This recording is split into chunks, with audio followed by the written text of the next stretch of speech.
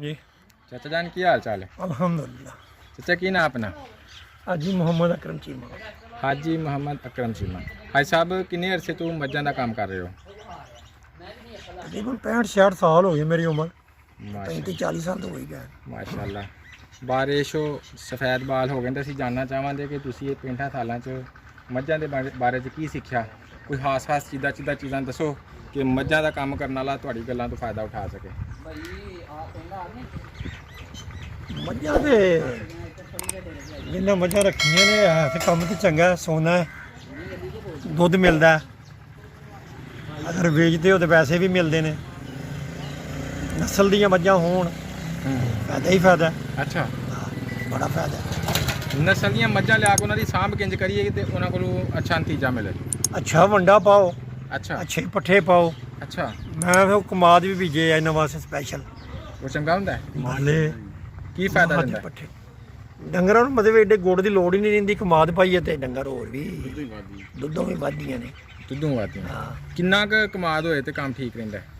ਦੁਕਾਨ डंगरां ते मुनासर है ना, अगर तुहाडे ज़्यादा डंगर ने तो किला 2 किले 3 किले जिन्ना ਇੱਕ कमाद ਡੰਗਰ ਦਾ होना। ਦੱਸੋ ਤੁਸੀਂ। एक डंगर वास्ते कनाल कमाद होना चाहिए। ਇੱਕ ਵਕਤ 'ਚ एक वक्त च 20 सेर कमाद बड़ा हुंदा, 15-20 सेर। ਤੇ ਕਮਾਦ ਦੇ ਨਾਲ ਹੋਰ ਕੀ ਦਿੱਤਾ ਜਾਂਦਾ? हरा स्टाला बरसीन ਹਰਾ ਸਟਾਲਾ ਬਰਸੀ। ਇਹ ਖਾ ਕੇ ਮੱਝ ਕੀ ਦੁੱਧ ਦੇ ਜਾਂਦੀ?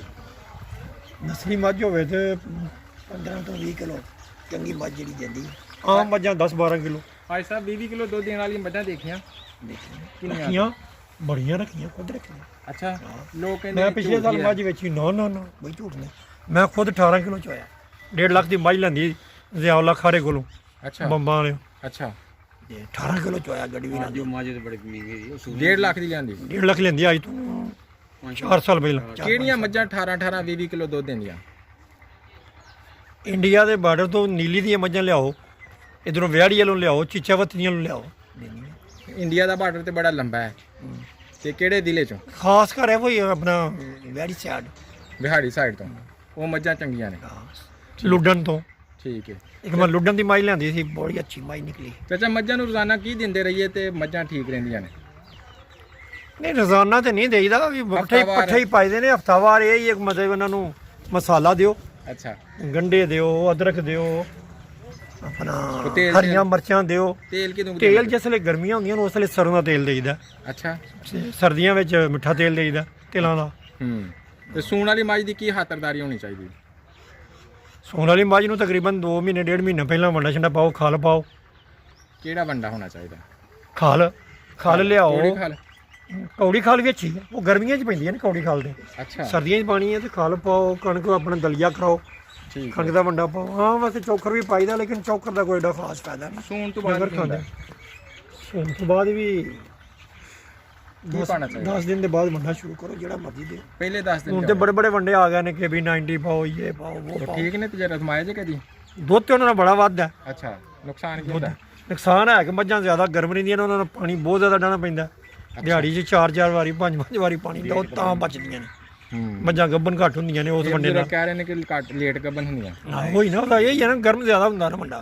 ਅੱਛਾ ਅੱਛਾ ਅੱਛਾ। ਅਸੀਂ ਲੋਕ ਇੰਨੀ ਇhtiyਾਤ ਨਹੀਂ ਬਿਲਕੁਲ ਕਰਦੇ। ਇੱਕ ਬੰਦੇ ਨਾਲ ਗੱਲ ਹੋਈ, ਕਹਿੰਦਾ ਕੇਬੀ ਪਾਈ ਹੈ ਤੇ ਦੁੱਧ ਤੇ ਵੱਧ ਹੈ, ਔਰ ਅਸੀਂ ਆਖਿਆ ਸੀ ਕਿ ਉਹਦੇ ਨਾਲ ਜਲਦੀ ਨਹੀਂ ਡੰਗਰ ਬਣਦੇ। ਉਹਨਾਂ ਕਿਹਾ ਅਗਰ ਤੇਲ ਦਿੰਦੇ ਰਹੋ ਤਾਂ ਫਿਰ ਬਣ ਜਾਂਦੇ ਨੇ, ਕੋਈ ਲੋਕਾਂ ਨੂੰ ਜਾਂਚ ਨਹੀਂ। ਉਹ ਆਂਦੇ ਤੇ ਇਹ ਹੀ ਨੇ ਕਿ ਜਦੋਂ ਵੰਡਾ ਪਾਓ 2-4 ਦਿਨ ਉਹਨੂੰ ਪਾ ਤੇਲ ਦਿਓ ਸਰੋਂ ਦਾ। ਅੱਛਾ, ਅਸੀਂ ਜ਼ਿਮੀਂਦਾਰ ਕਿੱਥੇ ਮਤਲਬ ਨਹੀਂ ਯਾਰ ਕਿਹੜਾ ਕਰਦਾ ਜੀ। ਚਾਚੂ, ਕੇਬੀ ਵੰਡਾ ਪਾ ਕੇ ਥਣਾ ਦੇ ਮਸਾਇਲ ਤੇ ਨਹੀਂ ਹੁੰਦੇ? ਨਹੀਂ ਥਣਾ ਦਾ ਕੋਈ ਨਹੀਂ ਐਸਾ ਮਸਲਾ। ਅਗਰ ਮਸਲਾ ਹੋਈਏ ਤਾਂ ਉਹਦਾ ਕੀ ਕਰਨਾ ਚਾਹੀਦਾ? ਉਹਦਾ ਇਲਾਜ ਫਿਰ ਠੰਡੀਆਂ ਚੀਜ਼ਾਂ ਦਿਓ। ਇੱਕ ਮਿਰਚਾਂ ਪਾ ਕੇ ਅੱਛਾ, ਹੋਰ ਤੇ ਤੇਲ ਦੇ ਦਿਓ ਉਹਨੂੰ, ਠੀਕ ਫਲਾਂ ਦੀ ਸੋਜ ਵਗੈਰਾ ਲਾਈਏਗੀ। ਅੱਛਾ, ਕਿੰਨੇ ਕੁ ਦਿਨ ਦਈਏ ਤੇ ਕਿਸ ਤਰ੍ਹਾਂ ਦਈਏ? ਹਾਂ, ਕਿੰਨੇ ਦਿਨ ਦਈਏ ਤੇ ਕਿਸ ਤਰ੍ਹਾਂ ਦਈਏ? 2 ਦਿਨ ਦੇ ਦਿਓ। ਕੁੱਟ ਕੇ ਮਿਰਚਾਂ ਦੇਣੀਆਂ ਨਾ ਦਾਦਲ ਮਿਰਚਾਂ ਹਰੀਆਂ ਜਾਂ ਸੁਰਖ, ਸੁਰਖ ਤੇ ਤੇਲ ਚ ਪਾ ਕੇ ਦੇਣੀਆਂ 2 ਦਿਨ? 2 ਦਿਨ ਠੀਕ ਹੋ ਜਾਂਦਾ? ਇਸ ਤੋਂ ਇਲਾਵਾ ਕੋਈ ਹੋਰ ਨੁਸਖਾ? ਹੋਰ ਨੁਕਸਾ ਕਾਲੀ ਮਿਰਚ ਵੀ ਪਾ ਹਰ ਲਓ। ਵਾਸਤੇ ਤੁਸੀਂ ਆਂਦੇ ਹੋ ਤਾਂ ਵਾਸਤੇ ਮਿਰਚਾਂ ਸਹੀ ਹੁੰਦੀਆਂ, ਅੱਛਾ, ਜ਼ਹਿਰ ਦੇ ਨੁਕਸ ਵਾਸਤੇ। ਠੀਕ। ਉਹ ਘੋਟ ਕੇ ਦੇ ਦਿਓ। 1 2 3 ਜੀ। ਕੇਬੀ ਕਿਹੜਾ ਕੀ 2-3 ਸਾਲ ਤੋਂ ਪਾ ਰਹੇ ਹੋ, ਕੀ ਰਿਜ਼ਲਟ ਉਹਦਾ ਨਿਕਲਿਆ ਜੇ? ਬਾਕੀ ਵੀ 90 ਅੱਛਾ, ਤੇ ਕਿੰਨਾ ਕੋ ਤੁਸੀਂ ਇਸਤੇਮਾਲ ਕਰਦੇ ਹੋ ਡੇਲੀ ਪਰ ਜਾਨਵਰ ਵਾਸਤੇ ਜਿਹੜੀ ਦੁੱਧ ਦੇਣ ਵਾਲੀ ਮੱਝ? 3 ਤੋਂ 4 ਕਿਲੋ ਤੱਕ। ਸਵੇਰ ਦੇ ਟਾਈਮ ਤੇ ਸ਼ਾਮ ਦੇ ਟਾਈਮ ਦੋਵਾਂ ਦਾ ਮਿਲਾ ਕੇ ਮਿਲਾ ਕੇ। ਸਵੇਰ ਕਿੰਨਾ ਦੇਣਾ, ਸ਼ਾਮ ਨੂੰ ਕਿੰਨਾ ਦੇਣਾ, ਕਿ ਇਕੁਅਲ ਨਹੀਂ, 2 ਮਿਕਦਾਰ? ਟਾਈਮ ਦੇਣੀ। 2 ਕਿਲੋ ਨਹੀਂ, ਮਿਕਦਾਰ ਇਕੁਅਲ ਦੇਣੀ ਹੈ, ਯਾਨੀ ਬਰਾਬਰ ਹਾਂਜੀ ਦੇਣੀ। ਬਰਾਬਰ ਹੀ। ਤੋਲ ਕੇ ਉਹਨੇ ਕਹਿੰਦੇ ਤੋਲ ਕੇ ਦਿਓ। ਤੁਹਾਡੇ ਫਾਰਮ ਤੇ ਖੁਦਾਰਾ ਹਾਸਤਾ ਕੋਈ ਐਸੀ ਬਿਮਾਰੀ ਦੀ ਜ਼ਿਆਦਾ ਜਾਨਵਰਾਂ ਨੂੰ ਲੱਗਦੀ ਹੋਏ, ਉਹ ਕਿਹੜੀ ਹੈ? ਜਿਹੜਾ ਮਸਲਾ ਤੁਸੀਂ ਵੇਖਿਆ ਹੈ ਕਿ ਡੰਗਰਾਂ ਦੇ ਕੰਮ 'ਚ ਅਸੀਂ ਇਹ ਬੜਾ ਮਸਲਾ ਵੇਖਿਆ। ਉਹ ਹੈ ਪਰਾਲੀ ਪਾਣ ਦੇ ਨਾਲ ਕੋੜ ਦੀ ਬਿਮਾਰੀ ਵੀ ਆ ਜਾਂਦੀ ਹੈ, ਅੱਛਾ, ਦੁੱਧ ਸੁੱਕ ਜਾਂਦੀਆਂ ਨੇ ਡੰਗਰ। ਠੀਕ ਹੈ। ਤੇ ਸਾਡੇ ਕੋਲ ਤਾਂ ਇਲਾਜ ਇਹ ਵੀ ਨੀਲਾ ਥੋੜਾ ਜਿਹਾ ਗੁੜ ਕੇ ਦੇ ਛੜੋ ਤੇ ਅੱਲਾ ਕਰੇ ਆਰਾਮ ਆ ਜਾਂਦਾ। ਤੇ ਪਰਾਲੀ ਫੋਲ ਤੇ ਬੰਦਾ ਪਾ ਨਹੀਂ ਸਕਦਾ, ਤੇ ਜ਼ਾਹਿਰ ਹੈ ਫਿਰ ਉਹੀ ਪਾਣੀ ਪੈਂਦੀ ਹੈ ਜਾਂ ਜਲਦੀ 'ਚ ਪਾਣੀ ਪੈਂਦੀ ਹੈ, ਹਾਂਜੀ, ਤੇ ਨਾਲ ਉਹ ਨੀਲਾ ਥੋਤਾ ਦਿੰਦਾ ਤੇ ਕੰਮ ਚੱਲਦਾ ਰਹਿੰਦਾ। ਚੱਲਦਾ ਰਹਿੰਦਾ। ਇੱਕ ਹੋਰ ਬੜਾ ਅਹਿਮ ਮਸਲਾ ਹੈ ਕਿ ਜਿਸ ਤਰ੍ਹਾਂ ਬਾਹਰ ਅਸੀਂ ਪੱਠੇ ਬੀਜੇ ਨੇ, ਪੱਠਿਆਂ ਨੂੰ ਸਪਰੇਅ ਵੀ ਲੱਗਦਾ ਹੈ, ਜੀ। ਉਹਨਾਂ ਨੂੰ ਜ਼ਹਿਰ ਵੀ ਜ਼ਾਹਿਰ ਲੱਗਦਾ, ਉਹ ਜ਼ਹਿਰ ਜਾਨਵਰਾਂ ਵਿੱਚ ਵੀ ਆਈ ਜਾਂਦਾ ਹੈ ਔਰ ਜਾਨਵਰ ਥਰੂ ਇਨਸਾਨਾਂ 'ਚ ਵੀ ਆਉਂਦਾ ਹੈ। ਕੀ ਜਾਨਵਰਾਂ ਨੂੰ ਚੀਜ਼ ਦਈਏ ਤਾਂ ਕਿ ਉਸ ਜ਼ਹਿਰ ਤੋਂ ਬਚਿਆ ਜਾਏ, ਜਾਂ ਜਾਨਵਰ ਜਿਹੜਾ ਜ਼ਹਿਰਬਾਦ ਹੋ ਜਾਂਦਾ ਜਾਂ ਔਰ ਅੰਦਰੋਂ ਜਾਨਵਰ ਮਸਲਾ ਕਰ ਜਾਂਦੇ ਨੇ, ਉਹ ਕਿਹੜੀ ਚੀਜ਼ ਦਿੰਦੇ ਰਹੀਏ ਤਾਂ ਕਿ ਉਹ ਅਸਰ ਨਾ ਹੋਏ? ਪੱਠੇ ਜਿਹੜੇ ਨੇ ਨਾ, ਜੀ। ਅਗਰ ਤੁਸੀਂ ਅੱਜ ਸਪਰੇਅ ਕੀਤੀ ਹੈ 4 ਦਿਨ ਪੱਠੇ ਉਹ ਨਾ ਪਾਓ, ਫਿਰ ਉਹਨੂੰ ਪਾਣਾ ਸ਼ੁਰੂ ਕਰ ਦਿਓ, ਕੋਈ ਅਸਰ ਨਹੀਂ ਹੋਏਗਾ ਉਹਨੂੰ। ਤਕਰੀਬਨ 8 ਪੈਰੀ ਅਸਰ ਹੁੰਦਾ ਹੈ। 8 ਪੈਰ ਉਹਦਾ 24 ਘੰਟੇ ਅਸਰ ਹੁੰਦਾ ਹੈ। ਠੀਕ ਹੋ ਗਿਆ। ਜ਼ਿਆਦਾ ਨਹੀਂ ਅਸਰ ਹੁੰਦਾ ਕੋਈ। ਤੇ ਬਜ਼ੁਰਗੋ, ਇੱਕ ਬੰਦੇ ਨੇ ਸਾਨੂੰ ਪੁੱਛਿਆ ਨਾ, ਕਿਹਾ ਕਿ ਦੁੱਧ ਗਾਈ ਜਾਂ ਮੱਝ ਦਿੰਦੀ ਹੈ ਵੀ ਔਰ ਅਚਾਨਕ ਦੁੱਧ ਛੱਡ ਦਿੰਦੀ ਹੈ ਔਰ ਕਮਜ਼ੋਰ ਹੋ ਜਾਂਦੀ ਹੈ।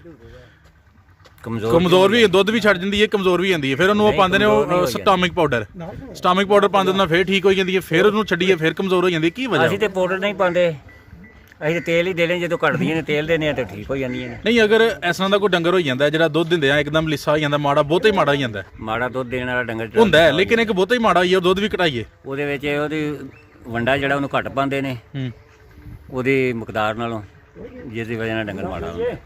ਸਹੀ ਹੋ ਗਿਆ। ਅਗਰ ਦੁੱਧ 10 ਸਿਰ ਦਿੰਦਾ ਹੈ, ਹੁਣ 3 ਸਿਰ ਵੰਡਾ ਪਾਈ ਜਾਓ ਤੁਸੀਂ, ਡੰਗਰ ਮਾੜਾ ਨਹੀਂ ਹੋਏਗਾ।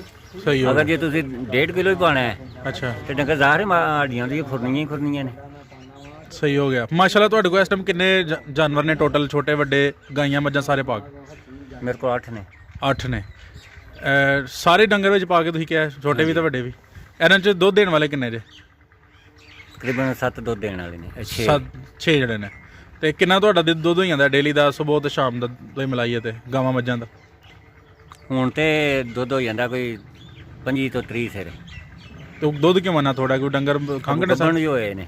ਠੀਕ ਹੈ। ਤੇ ਜਦੋਂ ਸਾਰੇ ਜਾਨਵਰ ਸਜਰੀਆਂ ਹੋਣ, ਸਾਰੇ ਜਾਨਵਰ ਚੰਗੇ ਹੋਣ, ਉਦੋਂ ਤੁਹਾਡੇ ਫਾਰਮ ਦਾ ਕਿੰਨਾ ਦੁੱਧ ਹੁੰਦਾ? ਫਿਰ ਮਣ ਵੀ ਹੋ ਜਾਂਦਾ। ਮਣ ਵੀ ਹੋ ਜਾਂਦਾ। ਮਣ ਦੁੱਧ ਅਗਰ ਹੋਏ ਤੇ ਉਹਦੀ ਕਿੰਨੀ ਕਮਾਈ ਜਾਂਦੀ ਹੈ ਡੇਲੀ ਦੀ? ਉਹਦੀ 3200 ਰੁਪਈਆ। 3200। ਅੱਛਾ, ਤੇ ਖਰਚਾ ਇਹਨਾਂ ਤੇ ਕਿੰਨਾ ਆ ਜਾਂਦਾ? 1200-1300 ਖਰਚੇ ਵੀ ਆ ਜਾਂਦੇ। 1200-1300 ਰੁਪਏ, ਯਾਨੀ ਅੱਧੋ ਅੱਧ ਬਚ ਗਿਆ। ਤੇ ਅਗਰ ਕੋਈ ਬੰਦਾ 5-6 ਜੀਆਂ ਦਾ ਅਗਰ ਇੱਕ ਖਾਨਦਾਨ ਪਾਲਣਾ ਚਾਹੁੰਦਾ ਹੈ, ਉਹਨੂੰ ਕੀ ਮਸ਼ਵਰਾ ਦੇਵੋਗੇ? ਉਹ ਕਿੰਨੇ ਕੁ ਜਾਨਵਰ ਰੱਖੇ ਤਾਂ ਉਹਦਾ ਸਰਕਟ ਚੱਲ ਜਾਏਗਾ? ਉਹ 6-7 ਡੰਗਰ ਰੱਖੇ ਤਾਂ ਉਹਦਾ ਸਰਕਲ ਜਿਹੜਾ ਜ਼ਿੰਦਗੀ ਦਾ ਬਾਖੂਬੀ ਪਿਆ ਚੱਲਦਾ। ਸਹੀ ਹੈ, ਯਾਨੀ ਕੋਈ ਮਸਲਾ ਨਹੀਂ ਆਉਣ ਲੱਗਾ। ਅਗਰ ਇਹ ਸੁੱਕ ਜਾਣ ਤੇ ਫਿਰ ਇਹ ਸੁੱਕ ਜਾਂਦੇ, ਕੋਈ ਫਿਰ ਨਵੇਂ ਪਾਏ। ਨਹੀਂ, ਨਵੇਂ ਜਦੋਂ ਪਾਣੇ ਨੇ ਉਹਨਾਂ ਵਾਸਤੇ ਵੀ ਜ਼ਾਹਿਰ ਪੈਸਾ ਚਾਹੀਦਾ, ਔਰ ਜਦੋਂ ਸੁੱਕਣੇ ਨੇ ਦੁੱਧ ਘਟਣਾ ਤੇ ਉਦੋਂ ਫਿਰ ਬੰਦਾ ਕੀ ਕਰੇ? ਇਹ ਵੀ ਨਾ ਕਿ ਅਗਰ ਜੇ 60-70 ਹਜ਼ਾਰ ਦਾ ਮਹੀਨੇ ਦਾ ਦੁੱਧ ਦਿੰਦਾ ਹੈ ਨਾ, ਉਹਦੇ ਵਿੱਚ ਸਾਰਾ ਵੰਡਾ ਤੇ ਨਹੀਂ ਪਾ ਲੈਣਾ, ਸਾਰੇ ਪੱਠੇ ਤੇ ਨਹੀਂ ਪਾ ਲੈਣੇ, ਉਹਦੇ ਵਿੱਚ ਬਚਤ ਵੀ ਹੈ ਨਾ ਜੀ। ਤੁਸੀਂ 10,000 ਮਹੀਨੇ ਦਾ ਘਰ ਦਾ ਖਰਚਾ ਕਰ ਲਓ, 20 ਕਰ ਲਓ, ਜਿਹੜਾ ਤੁਹਾਡੇ ਕੋਲ 10-20 ਹਜ਼ਾਰ ਮਹੀਨੇ ਦਾ ਬਚਦਾ ਉਹਨੂੰ ਬਚਾ ਕੇ ਤੇ ਇੱਕ ਡੰਗਰ ਪਾ ਲਓ। ਸਹੀ ਹੋ ਗਿਆ।